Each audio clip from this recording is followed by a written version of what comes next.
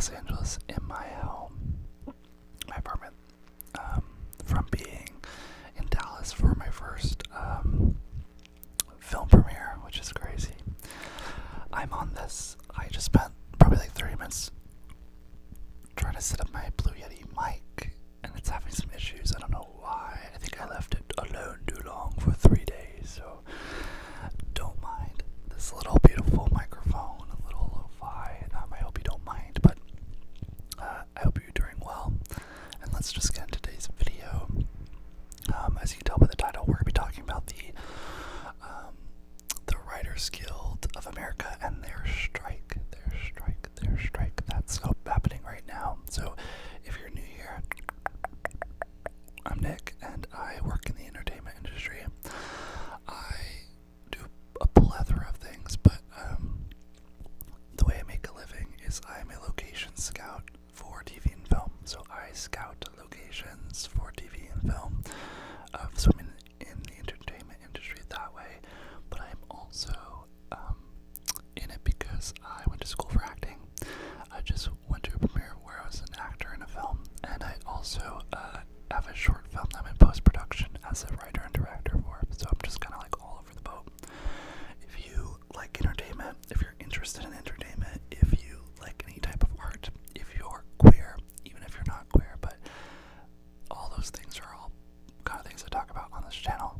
So feel free to subscribe so that you can see this content again. But I got a request from one of you guys to kind of discuss the Writers Guild and the writer's strike. As you can see in like other videos, previous videos, I've been mentioning a writer's strike happening. And as you all probably know, one did happen May 1st. Now, I've been indicating that there is something going to be happening since January, which was 4 months ago. And let me tell you first how I knew something was happening. So, I'm going to totally get this wrong, but basically what's happening is the entertainment industry is broken down into different unions. We have unions to protect ourselves. If you don't know what a union is, it's basically a coalition, a group of people that basically pay and work together to make sure that they have rights and that they have benefits. Unions allow people that are freelancing and in this industry, which is very project-based, to have some kind of consistency with healthcare, pension, retirement, all of those. It's awesome because the entertainment industry is so big and there's so many different types of jobs. I swear, if you can think of it, there's a job for it. That's what I love about this industry, because there are so many different types of unions. Unions usually will consist of multiple groups of people. I'm in local 399, so we're the team. We have locations. And then we have the Teamsters, which are the people that drive everything around. And we have casting directors. Some, like the Writers Guild of America, are just really tiny. Or they're not tiny, they're big, but they just have one group of people. And the WGA is the Writers Guild of America. Now, every few years, what happens is that the unions will set up a contract with what's called the AMPTP. I think it's the, oh no, I should have looked what it stands for. It's the Writers Motion Picture, it's America's Motion Picture and of Television. Wait, let me look it up. Or, I'll put it up here. Sorry, I got a text. I'll put it up here, but it's basically, I think it's, a motion picture and yeah, you'll see. But it's basically, people that is the studios. That's basically everyone that's buying content. They're kind of like the big corporations, if you think of it like that. And so every few years, our contracts are up. So we set contracts with them, and then and when I don't know how long. I know the last writers' strike. Here's a fun fact: the last writers' strike happened in the early 2000s, and if I'm right, that is why there was a plethora of reality TV. So I don't know if you were alive in the 2000s. I hope you were, but if you remember the 2000s, how a lot of reality TV came about. Survivor, The Amazing Race, all these really beautiful, I love reality, holy moly. That all came because there are writer strikes. And because the writers were striking, no one could work as a writer. You would be called a scab, which is a whole other thing I can talk about. But basically, because no one was working as a writer, they created reality TV. Filming where you didn't need to write. You were just filming what happened, right? And that's how they kind of got away from scripted and stuff a little bit. Before I forget, scabbing is this idea that when people go on strike, so the writers, they are all on strike. They're union told. So what happens is, I think the union will talk to its members. And when you're in a union, you pay dues. So every quarter, it's broken down into quarters. I need to pay mine, damn. But every quarter, for me, I think I pay like $250.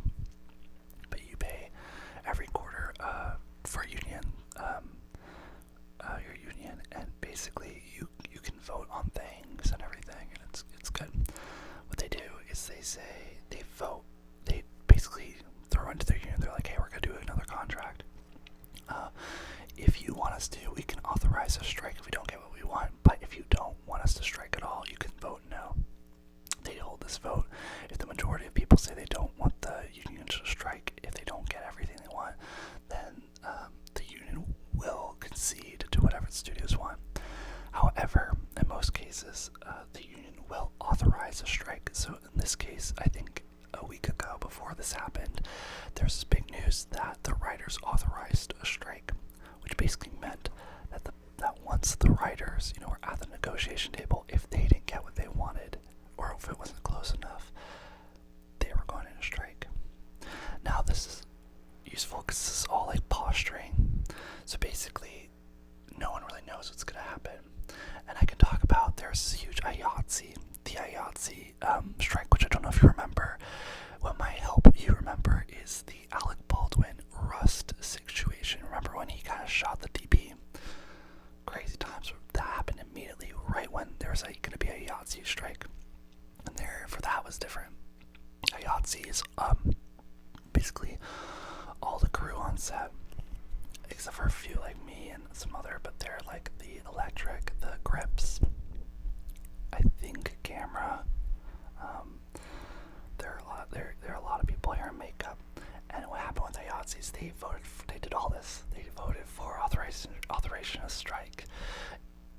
The day before, everyone's like, we're going to strike, like they're not going to give us what they wanted. And what ended up happening is the union ended up conceding and taking the deal.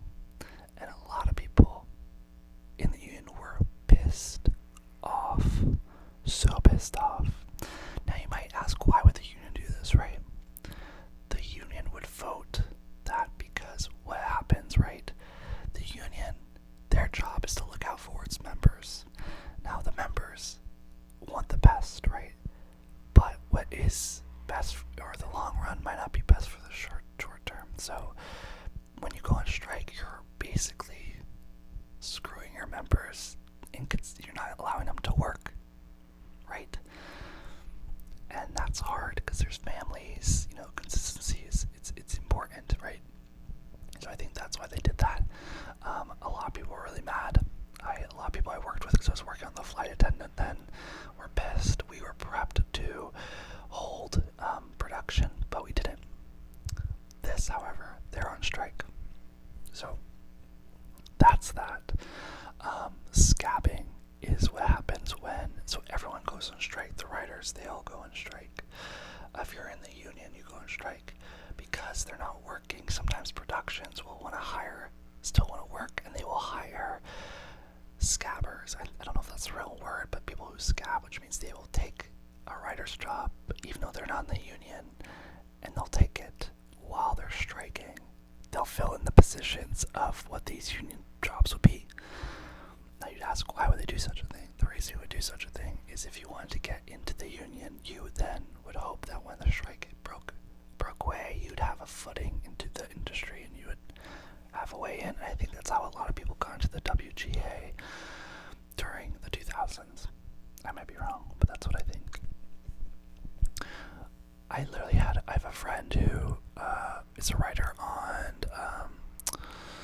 Only Murders in the Building with Selena Gomez and all those wonderful people.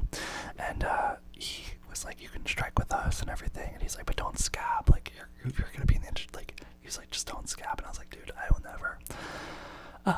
It is interesting, though. My union, ready? So on the Local 399, we stand with them. So we basically are supporting them. We stand in solidarity. That's what it is. My union will stand in solidarity with the writers. However, I thought this was interesting. We cannot join the picket line. I cannot strike, which I was like, that's bullshit. But I think it's because it's not our fight to battle. However, we do have it in our contract or whatever that if we're blocked, so what they'll do is, like, at some studio lots, the writers will block the entries. If we're blocked, we don't have to cross the picket line. So it basically means that, like, if we get interfered, we get a way to basically support the writers, but we can't strike, which I thought was interesting. I don't know how to feel. Like, I would love to go at the sideline and, like, strike with them, and I might, because, you know, how are they gonna know, right? But I get it. Like, under their guise, Local 399, they can't. So I thought it would be really interesting because I always have my own experience. So I have not been working since January, basically because the reason I knew that this was going to be happening, and a lot of people knew, is because there's a date, obviously, but productions have not been starting because of this. They did not want to start in January or February or March because they didn't want to have to hold and stop production when the strike happened. And that's gonna cost some money, so everyone was waiting until this would happen, and the people were hoping they wouldn't strike, but look what happened. They striked, right? So that's good. A lot of people are for the writers striking, though, for a lot of things. But what I thought was gonna be really interesting is I'm gonna read something to you guys, a news article, just so we can kind of start talking about where we're at now with the strike, and just to kind of, like, give more information, because I know from my own experience, but I don't know everything, and I want to, like, inform all of us, right? Also, side note, do you like my new earring? I got it as a gift for myself for walking a red carpet. Thanks. Okay. So let's just get into this. So this article is from MSN.com. It says,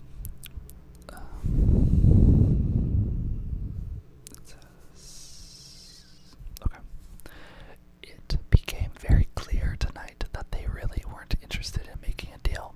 So the outcome was really the company's decision, not ours. Co-chair of the WGA, which is the Writers Guild of America, negotiating committee David Goodman told The Hollywood Reporter after negotiations broke down night of May 1. So he's saying it became very clear that these studios, AMPTP, weren't interested in making a deal. He's like, it was very clear that they weren't. And then we're going to move on. So it says, in a 4-page, point-by-point document shared by the AMPTP, which is the studios, on Thursday, the group in part rebutted that version of events, but primarily explained its position on key proposals, such as regulating the use of AI and mini rooms. So I'll continue reading this, but let me just kind of get you up to date a little bit. This is what I've heard from people. So what the writers are basically striking for multiple reasons. They are trying to get, so over the years, streaming services have kind of like taken over, as you can tell, like Netflix, Hulu. There's so many to count, right? Most art, most writing, most TV is now for streaming. Cool, right? Awesome. But what happens is that streaming is actually 8 episodes. They'll do like an 8 episode versus if it was on a network like CBS, it'd be like 24. Writers usually get paid by, I think, episode. They get contracts, so they have less episodes. On top of that, there's this thing which I thought was crazy called a mini room. So what's been happening is that when, so the way that like TV shows kind of get built is that it will be pitched by creative to a studio exec, like Hulu, Netflix, right? If they like it, what they'll do is they go, okay, I love that idea. Can you write a pilot for it? And this is normal, and then the writer would write a pilot, and then they would read it, right? And maybe you would give a PowerPoint of like what the season arc would be, or if there would be multiple seasons, kind of like formulating the journey. That's normal. And then what would usually happen is we get greenlit, and they would buy a writer's room, which I think consists of like 11 people or so, and then they would write the season. That's what's normal. What's been happening recently is that the studios, they've been, doing the pilot, and then they'll be like, oh, okay, well, actually, we're not really getting a sense of it. Can you write the next 2 episodes, and then we will see if we want to go about it, but we'll pay you for the next 2 episodes. Sounds good, right? That's what happens. They then get thrown into a mini writer's room. So instead of having 11 people, they now only have 4. Now these 4 people, I think, are getting paid the same amount, either same amount or less than they would if it was a greenlit production. I think less. And then what happens is they finish it, and if they get greenlit, they get a writer's room, but they already have 3 episodes already written. And so then they basically have only 5 new episodes to write, and writers are losing money and the ability to work, right? Then writers are being brought on not to write 8, what used to be 20 or 22 episodes. Now they're only brought on to write 5, and that's hard. Another thing, which I don't know if you heard about, which I think is fascinating and a little scary, is this AI, artificial intelligence, happening. From what I know is that I think studios or people are interested in using AI for writing, which I didn't even realize was a thing, and that's scary because, like, that takes away everyone's job. The writers are basically arguing that they want protection against AI. They basically want to say that, you're going to hire us and you're not going to use AI to create your work. And it's basically, they're like, you need to hire real people to write, which I'm all for. So, with that going on, let's get back into this. So, the last sentence was, the group, in part, the AMPTP, rebutted that versions of events, which the Writers Guild basically said that they weren't interested in negotiating, but primarily explained its position on key proposals such as regulating the use of AI and mini rooms. Okay, so on the hot topic of AI, the AMPTP said technology, quote, raises hard, important, creative, and legal questions for everybody, unquote. The group added, quote, and it's the studio talking, writers want to be able to use this technology as part of their creative process without changing how credits are determined. Credits meaning, like when you see a TV show or something, having someone's name. So, fun fact, I think I might get this wrong, but like when you're a writer, you can either, sometimes you can get like 2 things. You can either get a title, good payment, or something else, but sometimes you can get a raise, or what a lot of people like to do is get a title bump. So a title, like your credit is, if you're a writer, you'll be like written by Nicholas Ansel. A title bump could be an executive, this would be a huge title bump, but like executive producer, Nick, right? Title bumps are very, very useful to helping like propel your career. So that's what they mean by credit. So writers want the ability to use this technology as part of their creative process without changing how credits are determined, which is complicated given AI material can't be copyrighted. So it's something that requires a lot more discussion, which we've committed to doing. That brings a good point. I didn't know AI material was not copyrighted, but it makes sense because it's not by a certain person, right? AI isn't a person. Copywriting is by, I think, individuals or maybe companies too, but the group noted that the WGA's agreement still only defines a, quote, writer, unquote, as a, quote, person, unquote, meaning AI-generated material would not be eligible for contract coverage or writing credit. Which I don't think is bad, but okay. Like, yeah, an AI is not a writer, and a writer should just be a person. Okay. The AMPTP explained its resistance to the WGA's proposal to institute a minimum size for writers' rooms, as well as a minimum duration of employment. So this is getting to like the mini rooms. In parentheses, the WGA, the Writers Guild, has claimed the AMPTP, the studios, rejected their proposals on this topic and declined to make a counteroffer. In parentheses, the AMPTP studios argued the proposal would result in titles hiring writers whether they were needed or not. So titles meaning like TV, like the shows would need to hire writers whether they were needed or not. A, quote, one-size-fits-all solution, unquote, that would run counter to creative freedom and challenge writers who are the, quote, sole voice of the show, unquote. That is such bullshit.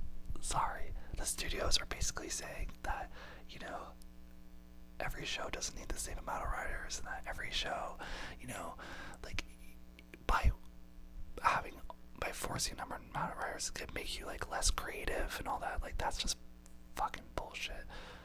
They just want help. The writers just want backup. They just want to have support, not be burnt out. You know, yeah, maybe not every person's contributing the same, but they need a team. Frustrating.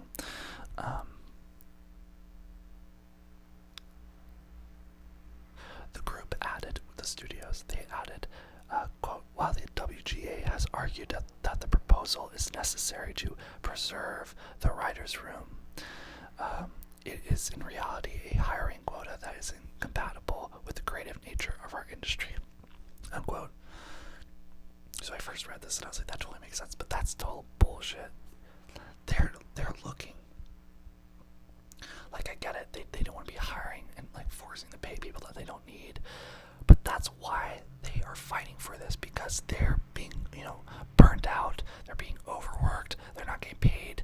You know, it'd be one thing if correct me if I'm wrong, but it'd be one thing if the writer's room, like, they were getting paid for all the people, you know, like, it'd be one thing if the project was split up between 11 people versus if you had 5 people and everyone's getting the 11 people paycheck, you know, that would make sense, but that's not what's happening. You're just getting paid by a writer, and that is total bullshit. This is just bullshit. Regarding the WGA's claim on May 1st, after talks disintegrated that practices by major Hollywood brands have, quote, created a gig economy inside a union workforce, unquote, the AMPTP countered that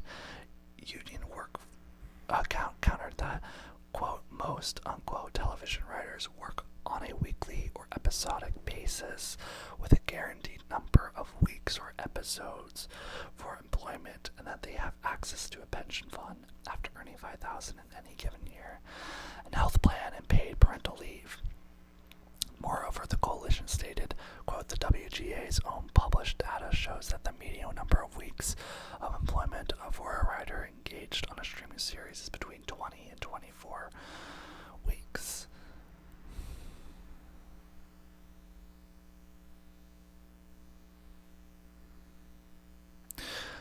So they're basically saying, the writers are basically saying that now everything's becoming less stable for them to work. They're not working as much. And this is them being like, the studios are like, well, by your data, you actually are working a lot.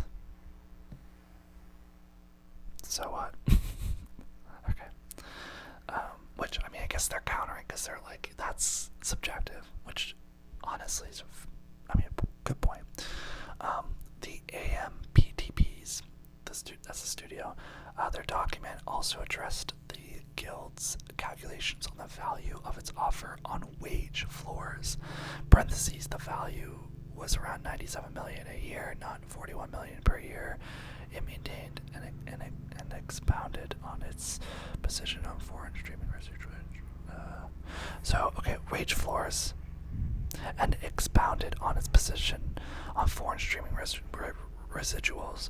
So the union has been pushing to create, the Writers Guild has been pushing to create new streaming residuals that are based on a streaming service's foreign subscriber count, which the Writers Guild of America has stated that the AMPTP accepted for parentheses the largest global streaming services on parentheses, but rejected for Paramount and Max. The AMPTP notes subscription fees vary from country to country, and in many countries the subscription fee is substantially less than it is in the US. Nevertheless, the companies have recognized the importance of foreign streaming and have offered to increase the residual. So this is another thing I learned back in the day. So for like Friends, Seinfeld, back when they had it was on network television, after 5 seasons, oh fudge, it was like 5 seasons was a big one. You would get into, they could show it on a network, like replay. It had to be like 5 seasons or something. But after a while, I forgot how many years, but like I don't know if it's like 10 or if it's immediate, but writers would get residuals on the episodes they wrote because they would be replaying them on networks, right? And so they would be getting money. When streaming services happened, I don't think writers got residuals. So they would write something, and then Netflix held onto it, or any streaming service held onto it fully, and could hold it there for as many years as they want, for as many people to watch it, without the writers getting money consistently for, their work. Because think about it, they're basically paying them to write the material, right? To get it out there. That's all they're paying for. But to make it good, it's an incentive to make it good, because if you make it good, people will watch it and you'll get paid too, right? So residuals help pay, for the work being good, for it being what the audience wants. And without that, I think, I don't think it does a disservice to the writing, but it might. And it's just like, it's crazy. You basically pay these writers to work a couple months for this show, and then they have this show for years, for millions to watch, and they just pay them for, those couple months. Like, I don't know. Not my favorite. Okay, so overall, the document does not invalidate the general sense that the WGA, Writers Guild, and the AMPTP, the studio, remain far apart in their positions. Even as the start of negotiations for a separate union, the Directors Guild of America, approaches on May 10th. That's the DGA. That's the directors. The WGA and the AMPTP have not yet disclosed any new dates for negotiations to restart following their May 1st impasse. On the AMPTP's end, negotiations have been led by Carol Lombardini, the seasoned executive leading the group since 2009. Lombardini was second in command at the group during the 2000 WGA strike under then chief negotiator Nick Counter. This is the first major strike on our watch. So that's that. It's interesting, right? A lot of people are not working right now.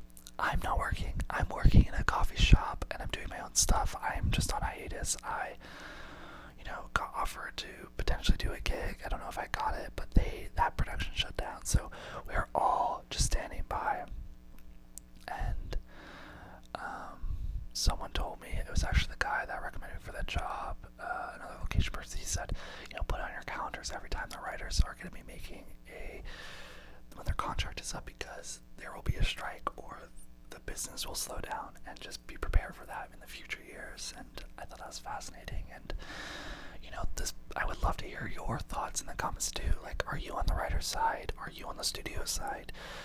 Do you think what the writers are asking for is ridiculous? Do you think, it's inevitable that we're going to be going to AI, that, projects shouldn't be having 11 people rooms? Or do you believe that what the writers are standing up for is worth it? Do you think that writers' rooms should all be the same? Do you think that AI shouldn't be credited, that they should have clauses against AI? What do you think about residuals? Do you think writers should be getting residuals on streaming service stuff? Or do you think that's an outdated method? Let me know your thoughts. Let me know about, just how you view about all this. I clearly have an opinion of, I think the studios, the entertainment industry is a business. I get that, everyone's making money. But it's clear that they are never looking out for the people making the art. They never are. They're never looking out for the crew. That's why the unions exist, and that's why our unions are fucking awesome. The Writers Guild of America, the fact that everyone's striking, the fact that everyone is not working, the fact that my union is in solidarity with them, and that we also won't work. We found the loophole to not work too. Just shows, the camaraderie and the love. Love that we for what we love to do, this industry, but B, the respect and the deservance of, rights and fighting for ourselves and for our livelihoods. I think is very, very important. That's me, but I would love to hear your comments. And if you know of anyone that this is affecting, let me know. As for your favorite productions, as for, like the next seasons on your TV shows or movies, expect delays. I was thinking this, I was going to make a video, but I guarantee you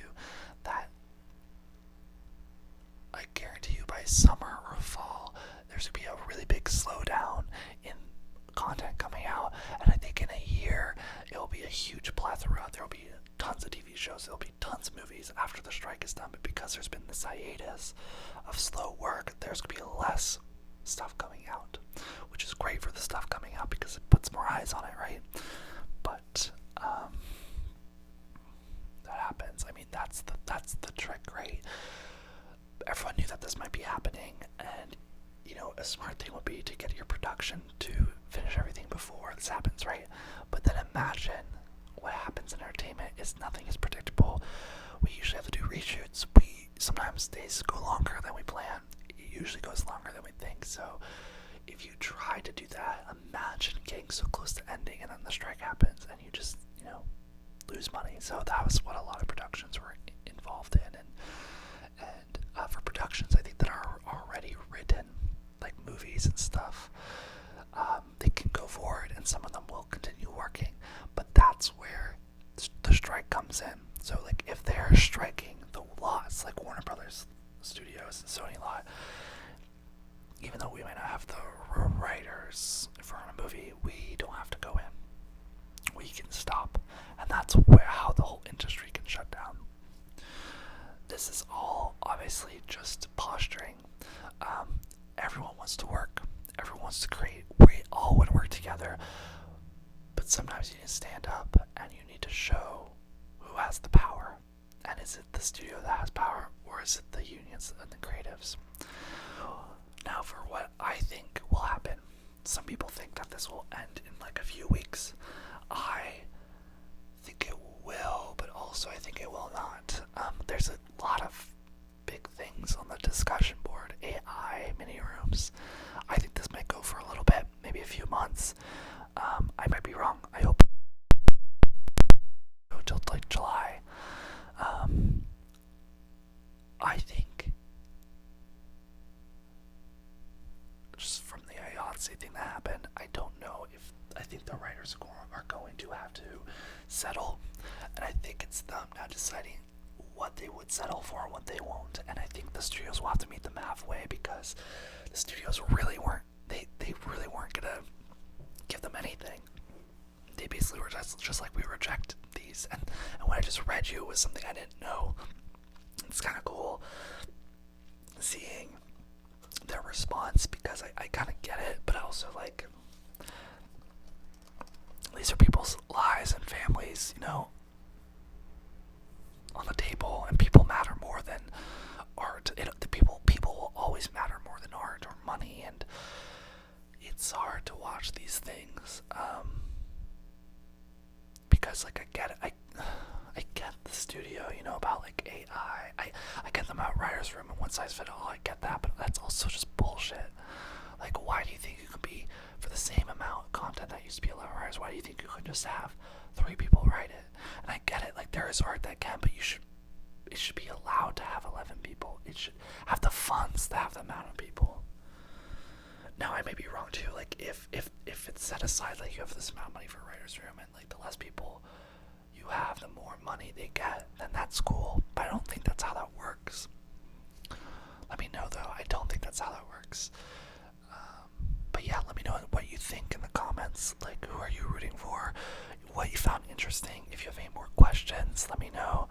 I'll keep you guys updated. And yeah. And if you've been following this channel, I've been doing the nofab. Sorry, side note. This is like a corners thing. Check out my other videos, but I'm currently on day... What day am I? I'm only on day 8, but I'm on day 8, which is good, out of 90. So we're getting there. Tomorrow I'll be a 10th of the way, which is a good way to look at it, and I think I can do this. It's been pretty great so far. Yeah, I've been really enjoying it, actually. My mind and mood has been changing a lot, so that's a little update, because I'll just kind of update you guys at the end of the video. I'm assuming if you're here at the end, you are an OG, or you like this video, and if you like it, give it a thumbs up. But I'm just keeping you in the loop. So yeah, that's everything, and I hope that you have a wonderful night, a wonderful life, and be easy on yourself. And yeah, let me know in the comments what your thoughts are. I'm really curious to see, and I'll see you in my next video soon on Sunday. So yeah, I'll see you later. Oh, and don't forget to subscribe. If you haven't subscribed yet, please, please, please, please subscribe. I will not be bothering any of you. I mean, I'll say it in my videos, but I won't be as annoying as I am now, because I just want to hit 1,000. Because I think that's like one of the main milestones, and then I can start monetizing, which I'm not gonna make any money, but like, it's a goal I've had. I put on my New Year's list. I just want to like get to 1,000. We already have the 4,000 watch hours. So if you don't know YouTube, you have to have 4,000 watch hours and 1,000 subscribers to get to the next stage of YouTube, which is you get the chance to be monetized, so I can make some money, which isn't why I do this, but if it would be cool to like make money that I could throw back into this channel, which is like what I would really love to do. Make some fun content, some like lessons, or just like figure out what you guys want to do and fun stuff. But it also allows me like extra YouTube support. I don't know, it's kind of bullshit, but it's just a goal. So we're so close. So like, if you haven't yet, just consider doing it. And then once we get over 1,000, you can unsubscribe. You can leave me forever, but please don't, please don't. But yeah, we have a really wonderful group of people here. So you can say hi to them in the comments. Everyone's doing their own thing. We're all individuals here in a safe place. We look different, we feel different, we love different, but we are all here trying to be our better selves and be the people we want to be, and that's all that this hive is about. So subscribe, like this video, and